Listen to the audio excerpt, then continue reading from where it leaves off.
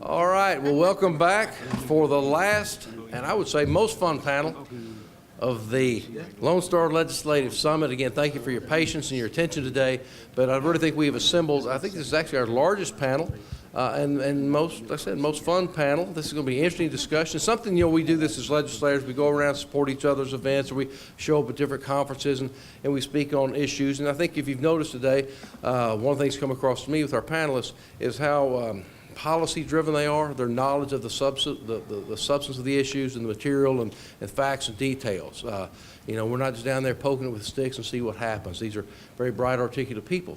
Well, this time we have an eclectic mix of individuals, some here in Nacogdoches, some in other places, that are going to talk to us about Texas music and culture. And the thought was, we've been hitting you with hard stuff, and I don't know about you, but you kind of hit saturation at some point. So let's just lighten it up a little bit, and let's talk about music. Everybody loves music. And let's talk about what it means and what it means to be a Texan and all that stuff. So we're honored today to have as our moderator a person many of you know is Brad Mall, local radio host and man about town and very involved in so many things in Nacogdoches, particularly as it relates to the arts. Some of you may recognize him as Dr. Tony from the General Hospital show from back in the day. So he's back here in Nacogdoches where he belongs. It's great to have him here. Brad, why don't you come here and kick us off?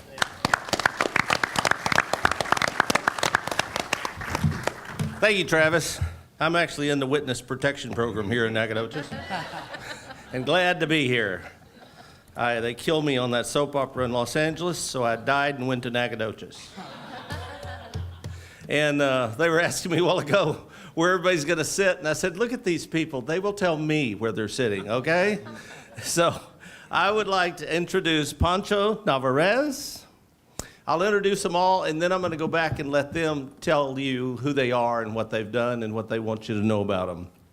Brendan Anthony, Dr. Gina Paul Urena, Senator Kirk Watson, Representative Kyle Cassell.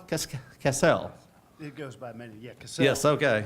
Well, I practiced it all day, so of course I would screw it up. Kevin Galloway. And he's from Uncle Lucius. So we're really pleased to have you all here.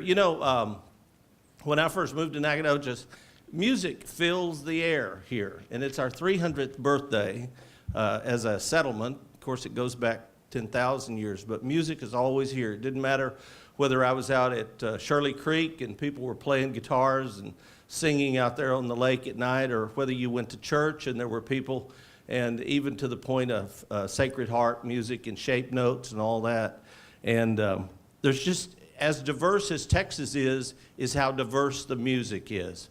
So I was thinking maybe, Pancho, you could introduce yourself and talk about your relationship with music from your area, actually. Sure, and at first I want to thank my friend Travis Clardy for inviting me. I think this is I've never ridden my motorcycle. In fact, the Senator and I rode our motorcycles up here this morning, and I've never ridden my motorcycle this far east.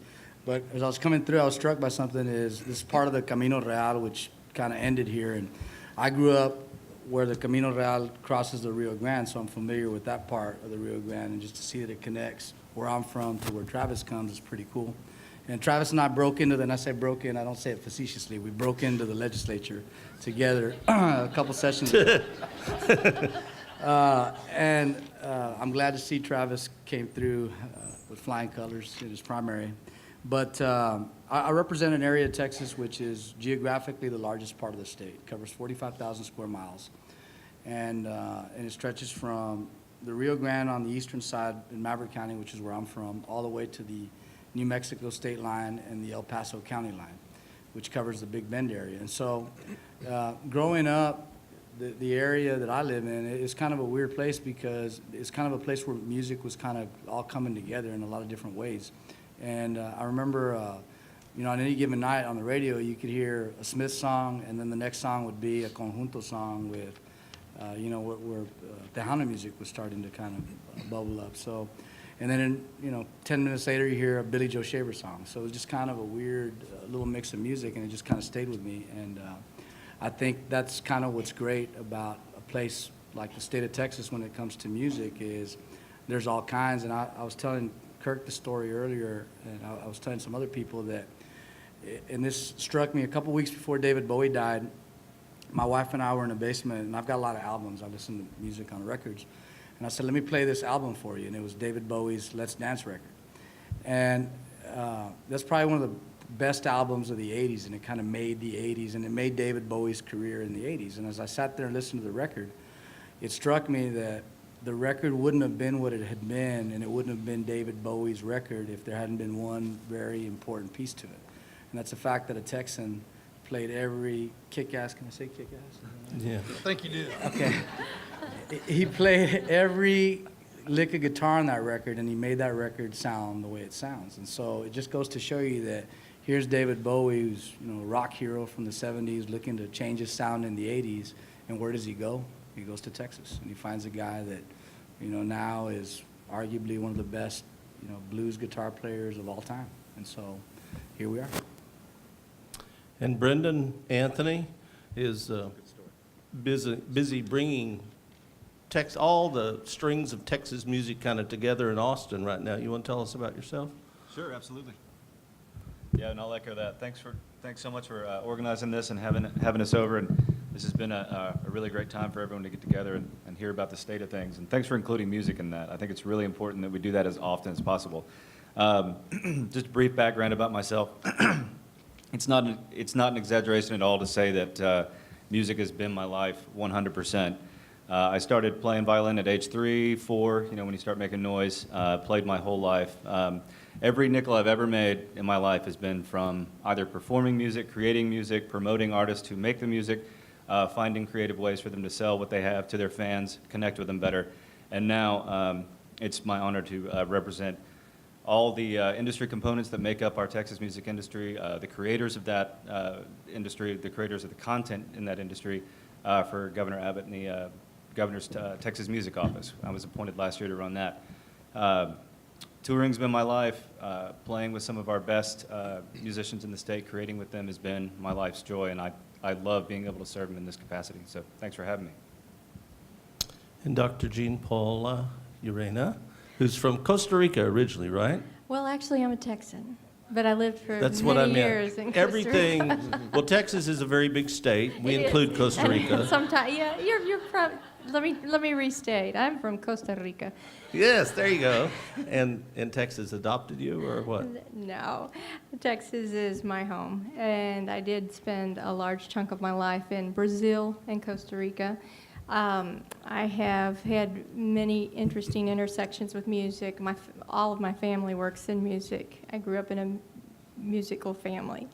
In Costa Rica, when I was there, I met Juan Carlos Ureña, who was a performing artist from Latin America, and we began working together, then married, then came home. We still do quite a bit of music and tour and university fine arts circuits frequently. I'm also wearing several hats. I'm a department head here at SFA with languages, cultures, and communication. And in part of my job, I really feel strongly to bring music and other artistic forms, but a lot of music, back to our students. And we have a company that does, it's a nonprofit that helps bring performing artists from other countries here to the United States. And I bring about 2 big artists into SFA every semester so that students can have an opportunity to hear a wealth of musical styles, and actually have them on campus working with our kids in classes and meeting folks in the community. So it's a really nice exchange of art and experiences for our students.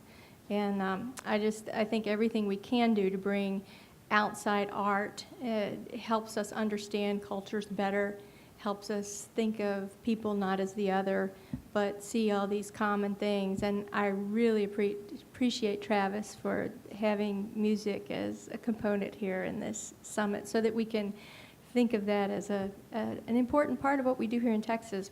I think it's everywhere we look around, and the more we can do to turn it into something positive and culturally enriching, it's great. Thank you. Thank you. And from the music capital of Texas, Senator Kirk Watson. Thank you. Yes, I'm the state senator that represents Central Texas, Austin, Travis County, and Bastrop counties. I also want to say thank you to my colleague, Senator Robert Nichols, for inviting me to be a part of this. He and I also went into the legislature at the same time, although we've known each other for many, many years, because when I was mayor of Austin, he was a commissioner at TxDOT, and we got to work with each other in some pretty good detail during that period of time and became good friends at that point in time. And he does a great job. He's the go-to guy on transportation, and Lord knows Austin needs somebody that's a go-to guy. So I really appreciate it. And as Pancho said, we rode our motorcycles because it just seemed like too good a day to pass up an East Texas motorcycle ride. So thank you for kind of letting us dress down. You know, it's interesting when you talk about music in Texas and how it applies to me, other than singing like a bird. You know, I don't play a musical instrument or anything like that. But my wife and I grew up in northwest Tarrant County. We went to school. I went to Saginaw Elementary School, and that mean almost nothing to anybody in this room, but for the fact that in Saginaw, Texas, you have the Burris Mills. And in 1931 was when the Burris Mills organized a group in Texas called the Light Crust Doughboys. What's interesting about that is I grew up with those mills right there. You know, there's not much in Saginaw other than those mills and some train tracks. But the point being is it's part of the culture of the state, that a small town like that, it's something that is really kind of in our bones in the state. People know the Light Crust Doughboys. Liz graduated from high school a year ahead of me, and that's not because I was held back. She's older. I probably blew that, but nobody tweet that, okay? Leave that alone. But anyway, she went out to Lubbock, and a year later I went off to school in Waco. But in Lubbock, of course, it's a well of music. And I remember we burned up the roads between Waco and Lubbock trying to maintain that long-distance love affair, and I would go out there, and every week we were seeing some sort of music. I remember after I first started practicing law at a law firm in Austin, we sent some people out to interview at the Texas Tech Law School. And then we sent them and didn't think much about it, and they came back, and then we got a phone call from the dean of the law school, furious at our law firm, because the question that our interviewer, the lawyer we sent out there to do, he asked everybody that came in and said, name me your top 3 favorite Lubbock musicians. Well, most of them could come up with, Buddy Holly and Waylon Jennings and Butch Hancock and Joe Ely and folks like that. But his rule was that if they said Mac Davis, they didn't get an office interview. So we got in big trouble. But again, you had that wealth and all those folks. And then I ended up in Austin, Texas. And part of we went to Austin for 1 year. I was going to live in Austin 1 year. I was going to work for a federal judge, and we thought we'd end up in North Texas. And what happened was Liz was a TV reporter and weekend newscaster.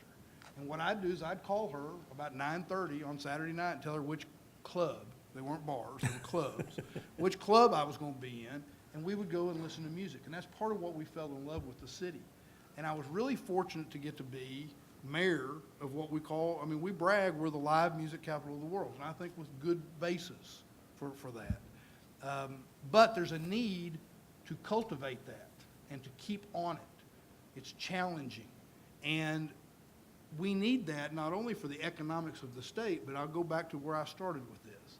The culture of Texas is rooted in music, and all kinds of music from all different parts of our state.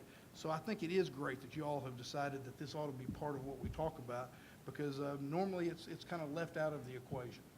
Thank you very much. Representative Kyle? You're not going to give it another Cassell? Well, Thank you, and thank the city of Nacogdoches. You've opened your arms. It's always good to be here. Senator Nichols, and I will say the Clardy family, as I look in front of me, Travis, you're blessed, truly. Oh, not only with a good family, but an incredible city. I think of the first time I came to Nacogdoches, UIL Spanish competition, and my slate for the day that my Spanish teacher tasked me with was to sing De Colores.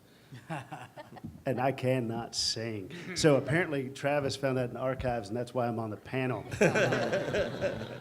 But I've had the privilege twice this month to be on art panels, and so I'm glad I'm here because music is so important, not only to our culture, but to each individual. It touches us different. It brings and expresses our views, and what it does, more importantly, when you look at three of us that serve in the legislature up here, it brings us together. It gives us a commonality, something we can share, talk about, and use. I also drive through this little town in my district called Cossie, Texas, and I don't know if any of y'all had the privilege to be there. It's the home of Bob Wills. Yeah. I mean, you start thinking, he said Buddy Holly, and I thought of Roy Orbison. I mean, the great Texas musicians, and I think of the greats that are starting today. And when I have the privilege to be in Austin, music is a part of what we do in the evening, and it's a good way to wind down. And if we do have a heated argument, music, like I said, it brings us back together. Travis and I had the opportunity to go see two of my favorite Aggies one night, Robert Earl and Lyle Lovett. And when your house sergeant is related to Lyle, you get a little extra time with Lyle. And just to spend time with these musicians that represent Texas so well and tell our story, because our way of life can only be expressed through boasting and music, and it's a blessing to be from the great state of Texas. So I'm honored to be on the panel. I hope I can lend a little more than my colorful favorite senator. And Kevin Galloway from Uncle Lucius. Yes, sir. Tell us about yourself. Born and raised in Texas. I was born in Freeport, Texas. Lived there till I was 15, and I moved up to the Tyler, Longview area, Big Sandy, to be exact. Lived there for a few years. I was a banker. At the age of 25, I got the offer to be the manager of a branch of a bank. And I thought about it real hard, and I said no, and I quit, and I moved to Austin, Texas with a guitar. And that was 13 years ago. Yeah. And so I got it all right there. I delved in and started playing open mics, started getting gigs from that. Decided the next thing to do would be to put a band together. Got a band together, started touring around Texas. I think we did Austin and Longview back and forth for about a year and a half, 2 years, just because we knew people there. Then just kept going and going. And now I've traveled over the United States many times. I just went over to Europe. And this is all by doing music and just following that passion. So I'm thankful to be here as a representative of the artists. Mr. Clardy, thank you so much for having me. I don't know how or why you picked my name out of the hat, but thank you for doing that. Very good. All right, I usually don't, so it was meant to be. I'm really glad, I think we've all gone into this blind, but I'm really glad that you all here have pointed to the fact that music is a expression of us culturally. I was over and over in my mind, I was saying I need to say this, especially as an artist, that music is that thing that helps us to remember our humanity. And we get so much here in Texas. I mean, there are legends in so many types of different music that come from Texas. And they've set a bar that, as an artist, I have to live up to, but it also, there's a respect that comes with it when you go out of the state and out of the country. It's already there, and it's a responsibility, if you will, to take those legends, what they've done, and, bring something new into the equation and push it forward and never forget where we come from. And to remember that, it's a mirror. It's our humanity mirrored back to us.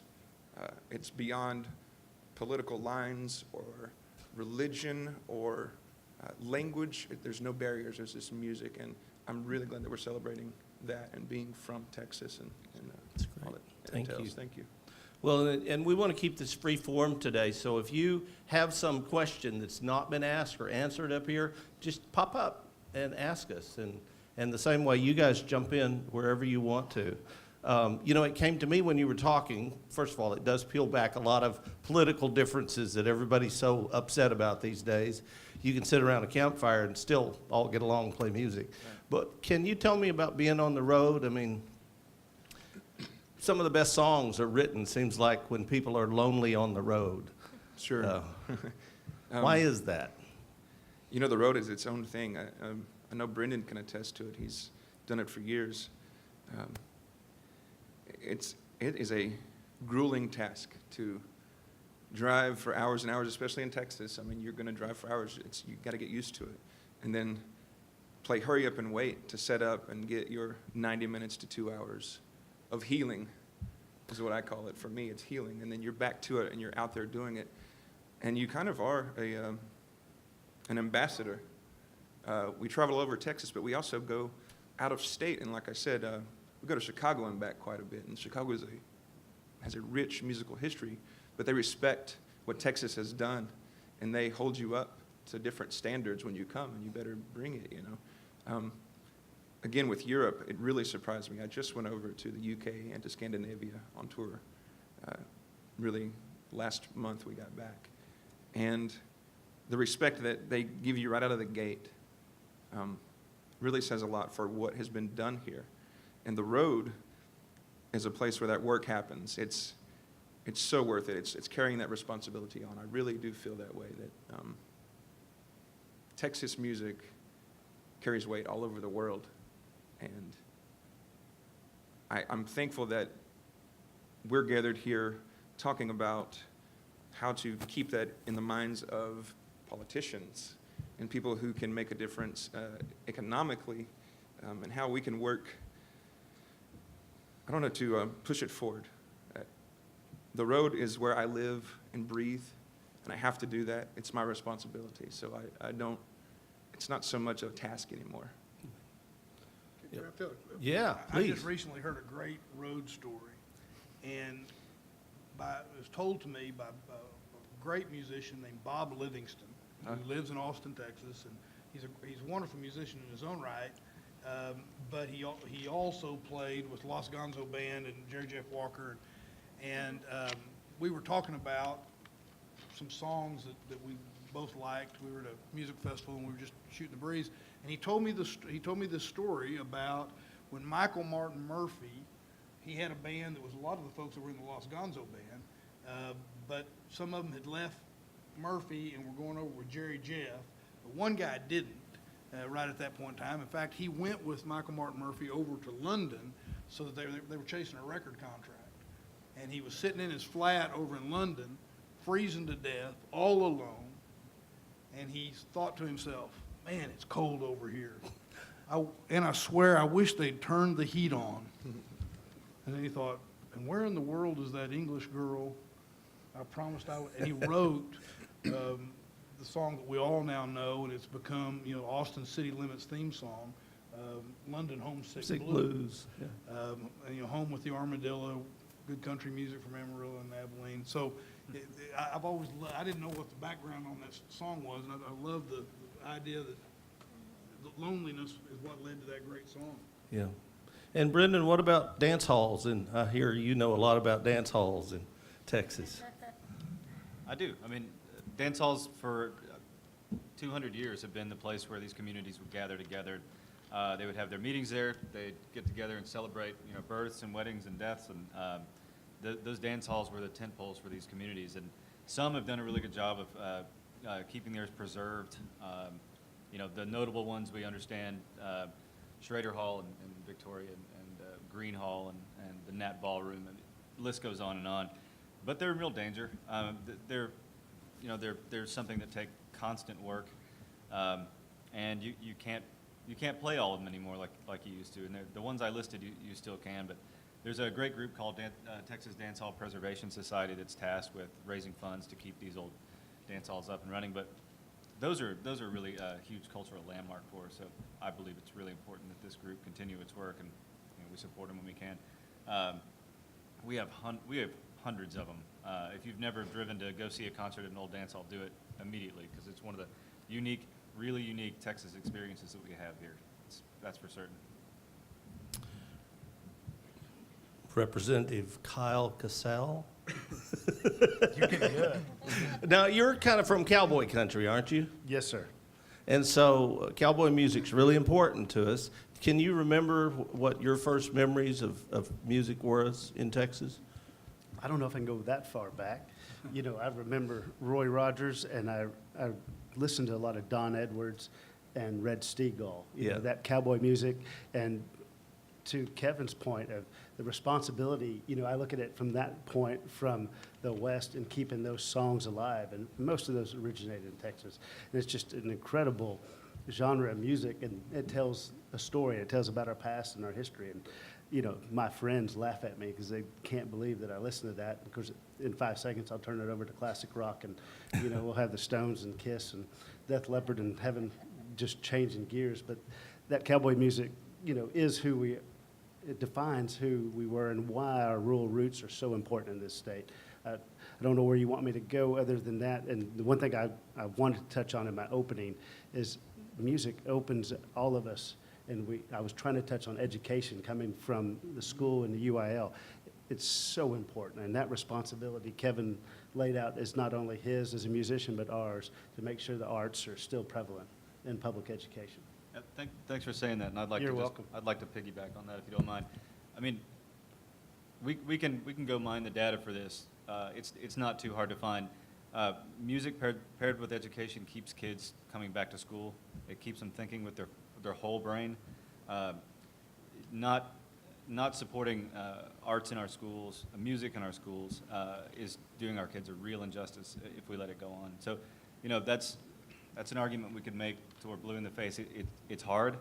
That money's hard to come by, but it's extremely important that we start kids early, give them the options, let them understand that, a well-rounded education includes those components.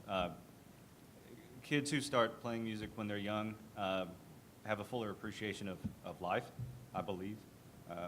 Speaking for myself, I know it's true. And those kids that are given that opportunity and wouldn't normally come back to school if it wasn't presented to them are the real success stories. You can visit kids in inner city. There's a great program in Austin called Sound Waves. Look it up. It's amazing. These kids would be so far away from school right now. I firmly believe that. You can go watch them play. They'd be anywhere but school right now if it weren't for this program. These kids have found a new lease on the end of their youth and their segue into higher education because of music. So really important we support that. So wanted to piggyback. I also want to add something to that too, as well. There's tons of studies, like Brendan mentioned, that look very closely at how the brain works when a person is performing music. And it's not just the creative side, but all of the logic and the spatial and the timing, et cetera. It's one of the only things that does this. And the cognitive development in these children has been documented to be profoundly faster than kids that don't have this initiation into music practice. And another thing, what he said about keeping kids in school, we work with my students here at SFA work with an NGO that has a after-school music program in Brazil. It's called Bagunçaço, and we've raised lots of money to send to them. They began in a neighborhood in Brazil, in a favela. If you know what a favela is, it's a very poor, the poorest of the poor neighborhoods that averaged about 27 homicides per week. And this one kid who survived growing up in the favela, who was musical and played, came back and said, I'm going to build something here. He got permission to take an old landfill that had been abandoned and build on the landfill just an area where kids could come after school. They had to be in school that day. They had to be passing their classes and studying, going to school every day. Then they could come and participate in music. They made homemade instruments. It changed the whole idea behind what is this neighborhood, what is this favela. It's been years since they've had a homicide in this area. They are actually, there are some other groups that have taken these kids to tour in Europe and play music. They've received instrument donations, so they have real instruments now. But it is an amazing event to see not only how this is educating children, but how it's changing a whole community. just because they're coming together and working with music. It's something that we really believe in and try to support all the time. So I'm And- a firm believer. Representative Navarez, you talked about Tejano music, huge Hispanic influence in music You know, here. I've got a cousin who's a songwriter, and actually she's kind of been teaching me, if you can call it teaching me the craft over the last few years, but she's been a songwriter that's written a lot of big hits for Tejano music back in the 90s. And so, I don't listen to a lot of Tejano music, but it just, and one of the reasons is there really hasn't been any new Tejano music since Selena died, and it's kind of an interesting phenomenon, is the genre of music was taken off, and it was kind of born of this hybrid music coming from Mexico, and then combining a little bit of polka, German music, and then adding a layer of synthesizer and keyboard to it, which was more glam rock, if you will. There's some songs that my cousin's written that I tell her, it kind of sounds like the New York Dolls meets, Vicente Fernandez. It's kind of weird, but it's interesting. But it's a genre of music that is very Texas, and it's somewhat been stilted since this one artist died. I mean, if you think about it, and it didn't strike me the other day. I was driving through San Antonio, and I was kind of going through the radio dials, and I landed on the Tejano station, and I was listening. I probably listened for about an hour, and they kept playing the same songs over and over and over. I'm not kidding. And so I'm thinking, how many times can I hear this Jay Perez song in an hour and a half? And it's a song that's probably almost 20 years old. And a friend of mine, his name's Gary Hobbs, he's from Eagle Pass. He's a big star on the Tejano circuit, and he lives in Eagle Pass. And I asked him, I said, it's not for lack of music that he has, it's going in a different direction. And my cousin, who's a songwriter, says, she now writes music and songs for artists coming out of Mexico that are doing a different style of music. It's not so much Texas, it's more northern Mexico, but it's influenced. I remember when I was in high school, there was a kid, skinny kid from Austin, his name's Charlie Sexton. And he must have been 15 or 16 years old, and he released a record that I think charted in the top 40. He had a hit in the top 40, and I mean, he was all but 16 years old, and he played guitar and he sang like a grown man. And when you listen to the record, it's got a little sheen of blues to it, and it's a rock pop record, but you can also hear this influence of roots, not blues, but this polka Tejano influence. It's kind of weird, and if I ever met the guy, to ask him if that was on purpose or if that was something that was kind of underneath or what, but it just goes to show you where all these things kind of come from and where they fit. And it didn't really, I've got one of the perks of being a state representative in House District 74 is whenever I want my band to play somewhere, they let me. We were in Alpine, and there's a friend of mine, he's a mayor there, he owns a dance hall there. He says, why don't you come bring your band up here and play? I said, look, we're loud and rude, and that's just kind of the way we play, but we get up there, and I remember this older lady, she was telling me, she's like, hey, we don't take requests, and even if it's to pack up and go, we don't do that. But she's like, do you know this song? And it's an old Conjuntos song. And I said, I actually do know it. She says, can you play it? I said, you know what, I am going to play it, because I liked it. And it's an old song. It kind of reminds me of stuff. Again, on the radio growing up, you would hear these things and it'd be this mishmash of music. I mean, think about it. You'd go from hearing, My Girlfriend's in a Coma, the Smiths, to hearing a Billy Joe Shaver song. And then it's just, all those things, I think, are indicative of what Texas is musically. And my cousin is a songwriter. She actually went to go see the Sex Pistols. They played several shows here in Texas. One of them was at Randy's Ballroom in San Antonio, which is, I think it's on, I forget the name of the street. But anyway, the Sex Pistols just pretty much burned the place down, is what she said after the show. And so here's this gal that's written these big hits for Tejano radio, and she says, a lot of the things that I was doing in the late 80s and 90s is I was trying to be as aggressive as the Sex Pistols. And think about that, is you're trying to write a Tejano song the way the Sex Pistols would write a Tejano song. And I don't know how you do that.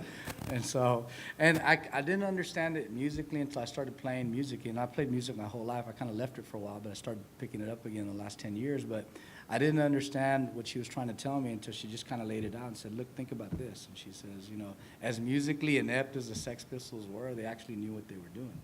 And think about it. And so I always think of those examples when somebody says, oh, music should sound like this, and you know, like that. Well, I mean, I don't know. I really don't.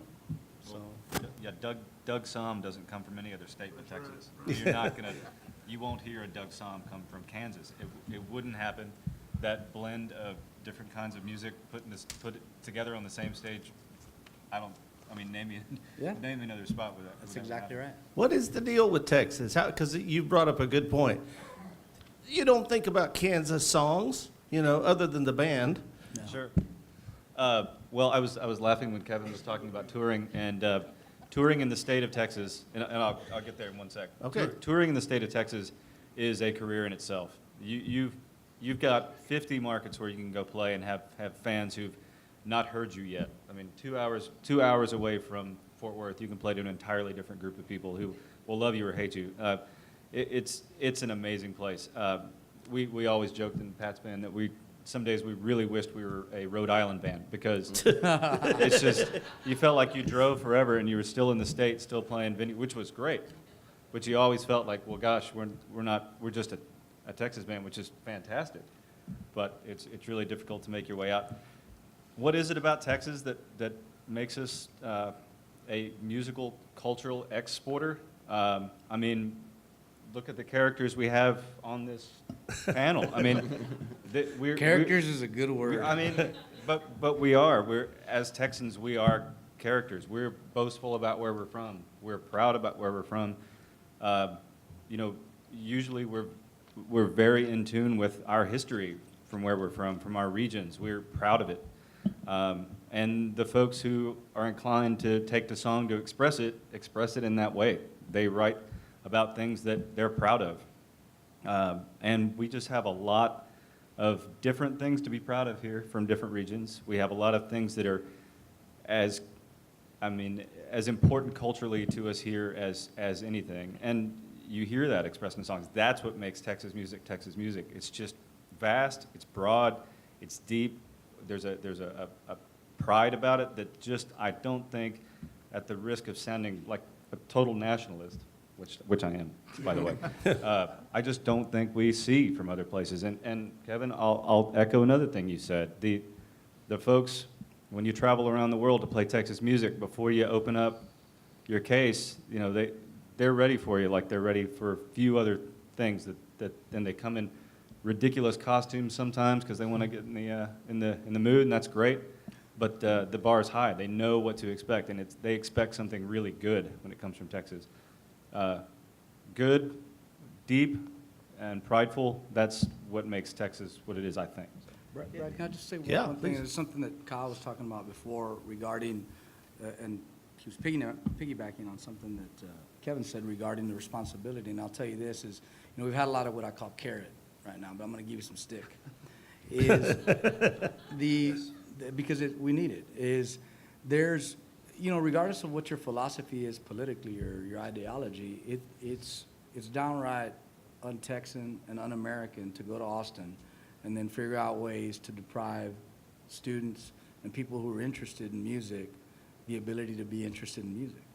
In other words, to leave it to yourself to figure out, you know, your own way through music. And again, talking about these programs and how important it is for music to develop young people, whether they make a career of it or not, it doesn't matter. But it is, in my opinion, very important. And you've got, you know, if all of you are here from Nacogdoches, you're lucky because you have an awesome state representative. But if you're not from here, ask yourself, even if you're a state representative or your state senator, you can check off all the boxes and all the things that you believe in. Ask him that one thing. If music's important to you, if the arts are important to you, say, hey, what are you doing to take care of this in Austin? And just saying no to music and the arts isn't good enough. You know, grab him by the collar and say, hey, Bubba, we got to do it like this because it's important. And I tell you, you don't have that problem with Travis. Plus, he probably couldn't even reach up there and grab me. But point being is that's something that I take very seriously. You know, when my constituents say, hey, what are you doing about this? Well, plenty. And ask yourself that about the people that you send to Austin because it's important. Yeah. Amen. I agree. Senator, I believe you had something to say. Well, I was going to piggyback a little bit on why Texas, the question about why Texas, because I agree with everything that was said, but part of what you've also heard when Pancho was talking about the mixture, Texas is very diverse. So unlike some other states that have been mentioned, there's a diversity in an eclecticness about the state that causes some of the difference, I think. And we've talked about it from all over the state, all different perspectives and all different types of music and different ways we kind of grew up. So being eclectic is a strength. And we've seen that. The other part about it is I would add creativity. The part of why I think Austin is in a position that it gets to brag as the live music capital of the world is because it is a creative place that encouraged eclectic approaches, right? So the #1 bumper sticker in Austin, Texas is not, as it should be, Kirk Watson for state senate. The #1 bumper sticker is keep Austin weird. Now, what does that mean? And don't raise your hands. I don't want to. I'm not really asking your opinion about why it's weird, but here's what I've always thought. What I've always thought is the weirdness was it was open to different things. If I'd have called my old man my sophomore year in college and said, "Hey, Daddy, I've got this great idea. I'm going to drop out of school, but I'm going to build computers and sell them directly to people out of my," and he would have said, "Son, that's the weirdest thing I've ever heard." Of course, that's Michael Dell, right? If I'd have called him 2 weeks later and I'd have said, "I got a better idea. I'm going to open a grocery store and I'm going to sell bean sprouts and granola bars," he'd have said, "Well, that's a weirder idea," My point being is that in music, part of what we've seen, it's Whole Foods, right? It's Whole Foods. What we've seen in music is the Doug Psalms and the Townes Van Zants and the creativity that comes from seeing things in just from a different way. And I think Texas is open to that. Texas is open to that eclectic weirdness that's, the first time you hear it, it may sound weird, but it becomes something big. And then I guess the final thing I'll say is it does require a little bit of luck. I don't think Austin could, I've said this many times before, Austin could not brag that it's the live music capital of the world had Willie Nelson not done as well as he wanted in Nashville and the dope hadn't been cheap in Austin. It worked out. We were lucky. We're telling the truth. And you know the rest of the story. So. He's right. Speaking of the stick, how come they keep taking the arts out of schools when it's so important? It would flabbergast me that we'd be having this debate sometimes on the House floor about, and I know Travis and Kyle and the senator remember this well. We started last session our budget debate at 10 o'clock right in the morning, and we finished at about 5 or 6 the following morning. And I think we wasted, and I say wasted because it was a waste of time, maybe about 3 or 4 hours going back and forth to try to kill these propositions that we're trying to do away with offices and programs like Brendan's. I mean, in other words, trying to cut the head off completely of, and Brendan made a good point, and if you will right now, Brendan, it'd be better if you said it regarding what the industry means, but think about that. We spent so much time that day and into the next day just trying to defend what we shouldn't even have to be defending and wasting all this political capital and time on it. And so I really mean that when you look at, and regardless of what you're seeing going around, in the national picture and whatnot, is we still have to kind of keep our sense about us and say, you know what, these things are important, and we shouldn't be campaigning and promising our constituents something ridiculous like, I'm going to go up there and cut music because it's stupid. I mean, come on. And but we, believe it or not, we've got some people like that.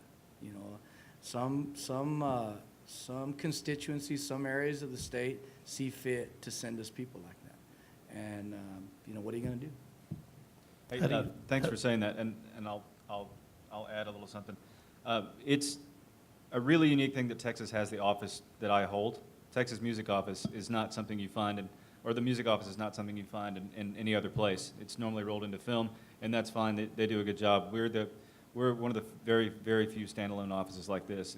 We've been around for almost 30 years servicing the music industry. And, you know, I love talking about the cultural exports. I love talking about the creativity. But the bottom line is, if you do a blind taste test about the direct effects that the Texas music industry contributes to the state, you're talking about $3.2 billion in annual earnings. You're talking about $280 million in tax revenue. You're talking about 100,000 permanent jobs. That's the direct effects. When you talk about the ripple effects across the state, you're talking about $17.5 billion. This is an industry worth supporting. And if a group, and not to single anyone out, if a group saw fit to cancel the funding for the liaison agency that I am between that industry and the highest levels of state leadership, I think we've done a serious disservice to an economic sector that's worthy of support. So I just want to say that. Can I just put it Yes, very please. simple? The arts, music. We have two obligations: balance a budget and provide the best public education. The economic impact of the arts and the creativity, whether it's music and museums, and then the enhancement of our child's education. You cannot sever that. That is the key. Doctor? Gina? Do you have anything to add to this? Oh, I just think I want to just reiterate what everyone has said about that. Starting with, thinking about cutting the budget of the arts and music. You can teach technical skills, you can teach practical skills, you can teach the things that we use in a day-to-day business world, how to do this, that, and the other. But if you take the creativity out of that, you're not going to have a business to run.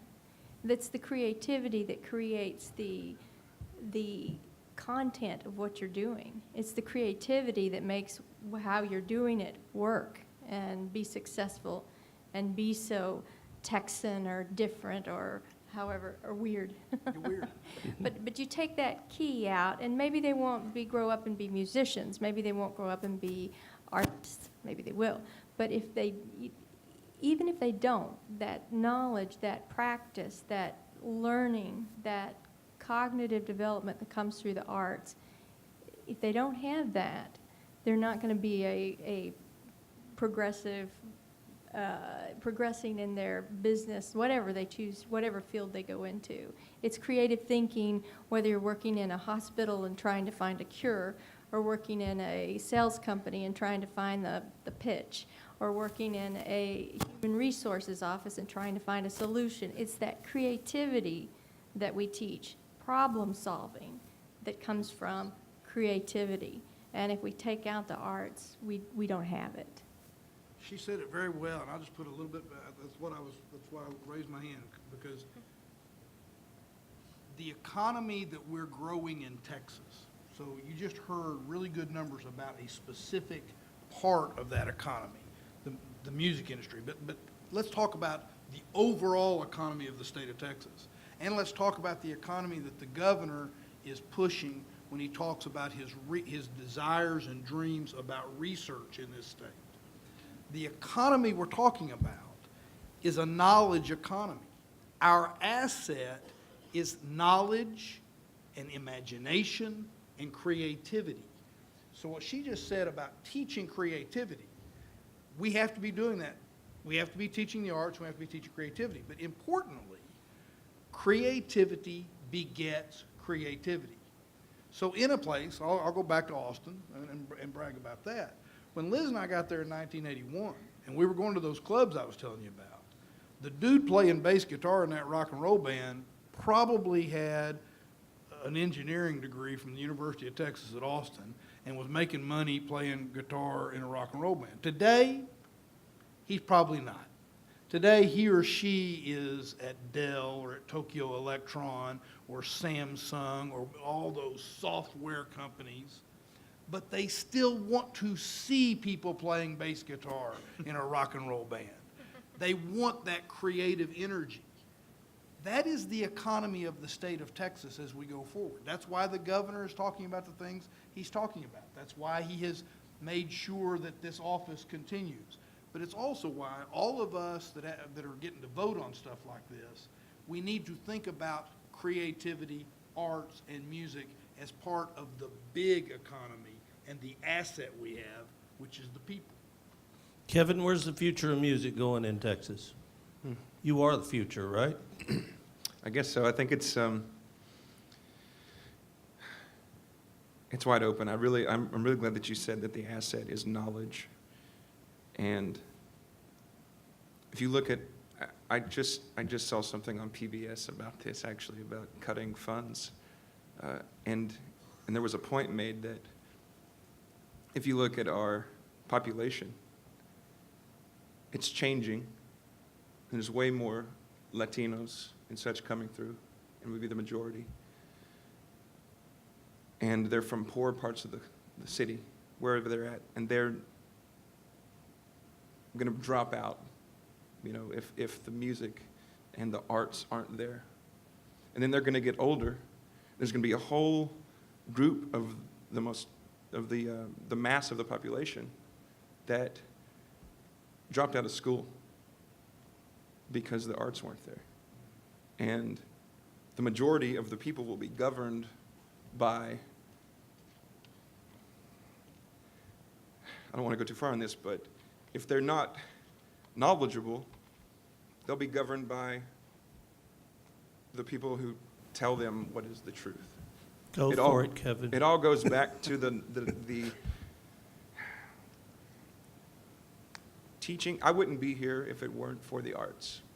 I always sang, and in school I was nurtured because I was in choir and in band and things like that, and I kept it going, and it came back to me later in life. I chose banking, and then I realized it wasn't me, and I took the dive, and I'm a responsible citizen and part of this whole equation now because I followed that. And without the arts, I don't think I could have done that. I came from a very lower middle class place.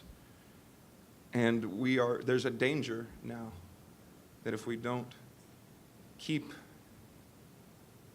the people of Texas creative and keep them